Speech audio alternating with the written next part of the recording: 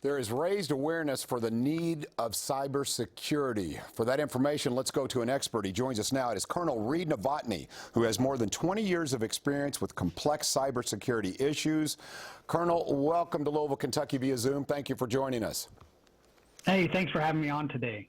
Colonel, I think a lot of us think of big businesses whenever we think about cyber attacks, but it's not just big businesses that are targeted. If you would, tell us, should we be worried?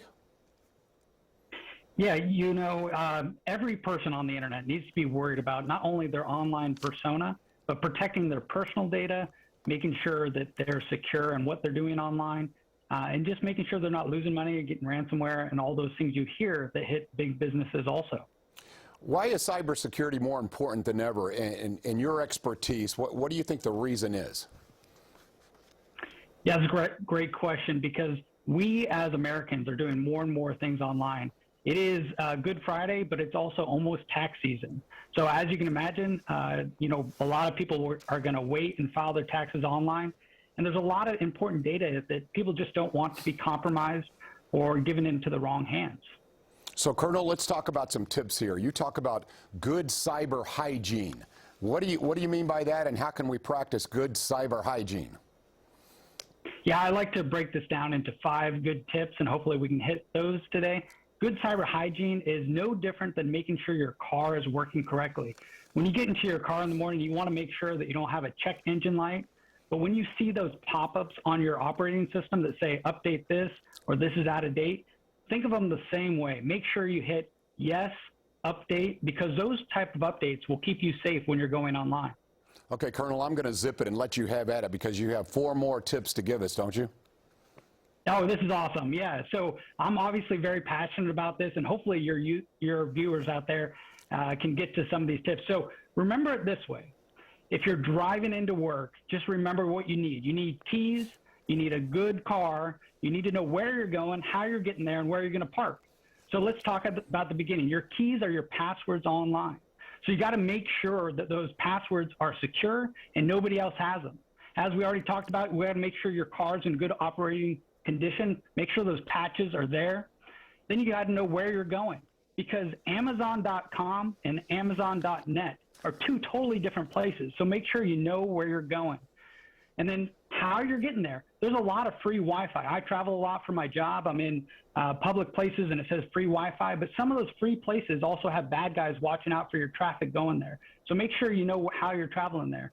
And then finally, parking. I used to have a MySpace page, and I'm sure it's still out there, but it might have the same password as my online banking. So you got to get rid of some of those old online accounts. If you follow those 5 tips, I think you'll be better than most people out there. Colonel Novotny, those are great tips. For those who are watching now, what would be step number 1? Should you change your passwords? Should you be careful about sites that you visit? All of these things. I guess I'm saying, where do we begin with our personal cybersecurity? Yeah, I think the best thing to do is really make sure you do have online password security. What you don't want to have is a site like Facebook that someone could update a profile picture, which is no big deal. We can all recover from that. But if that password is the exact same as your online banking or where you're going to file your taxes, then now a bad guy, either a hacker or a nation state, can get into both of those things. And if you lose a picture, it's different than losing $10,000.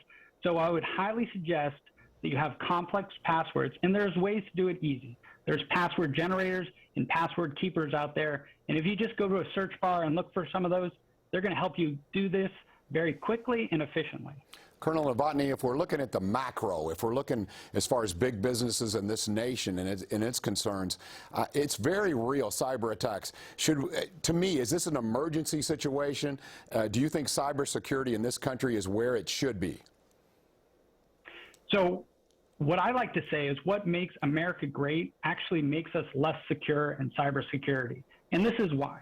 If you go to Russia or China, they actually tell their businesses and their people how to do what in cybersecurity. They mandate, they dictate what they have to do. In America, it's great. We don't have to do what's best for us. And sometimes that's a negative thing in cybersecurity. So those nation state actors are going after us day in and day out. And I tell you what, there is no such thing as a day off when it comes to cybersecurity. And that's seen through big attacks that make the news, like the Colonial Pipeline. And that was caused really from that first thing that we just talked about, which is a poor password. Colonel Novotny, thank you so much for your information. Where should our viewers go for more information? Yeah, that's great. I really enjoyed being on here today. I have a website, and it's just my name, reidnovotny.com, and I would love to connect with any of your viewers. Thank you so much, Colonel. Good information to have on this Good Friday. Okay, coming up here, speaking of good information, how about good fitness? Crunch Fitness is in town, and they are expanding